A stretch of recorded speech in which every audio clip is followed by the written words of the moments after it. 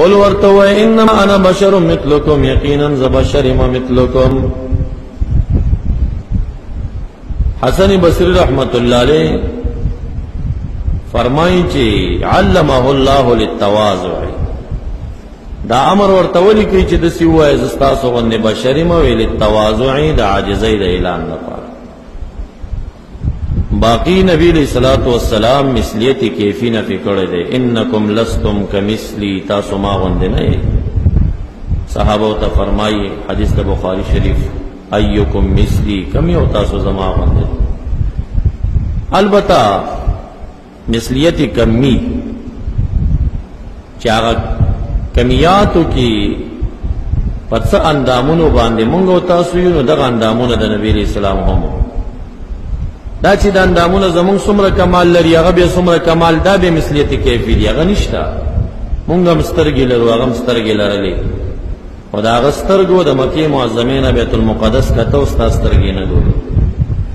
مونږ هم غوږونه لرو، هغه هم غوږونه لرل، خو د هغه غوږونو د راجز بني کعب لري فاصلونه آواز کنج کول او ستای نه کنج کوي، فرق دی. مونږ هم لاس لرو، هغه هم لاس لرو. هغه د مسجد نبوي شریف منبر نه راکوش بیا وخته چاته تاسو کوی داسې لکه څه چې راخستل ویاو جنت را تخکاره شه. په جنت کې د انګور یو غونچه وا ما راخستا، ما وی صحابه ته وړم، بیا مې زړه کې رالل چې دنیا فانی ده، د جنت میوې نه ختميږي، بیا مې پرې خود. هغه د مدینه منورې نه جنت تلاس رسیږي، د جنت هغه انګور غونچې شلولې شي، مونږ نشو د لاس کې دا طاقت چرته دي. البته د سينو چې زمونږ دولا سړي راغ پینځو، زمونږ دوسترګي دي راغ شلوي، د سينو اندامونو کملی حاصرا مثلکم، ستاسو بنی آدم نے د آدم علیہ السلام په اولاد کې دي، د مور او پلار نه پیدا دي، انسان دی، بشر دی.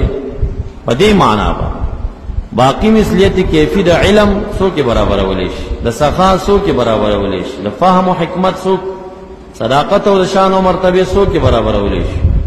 پاتې شو دي اندامونو کې کیفیت، طاقت دلاس داغه تر چا طاقت رسیږي، د خپل وجود ته چا طاقت رسیږي، د سلور زره انسانانو ظاهری طاقت ورسره نو په دې اندامونو کې مثل نه وي، البته په عدد د اندامونو کې مثلی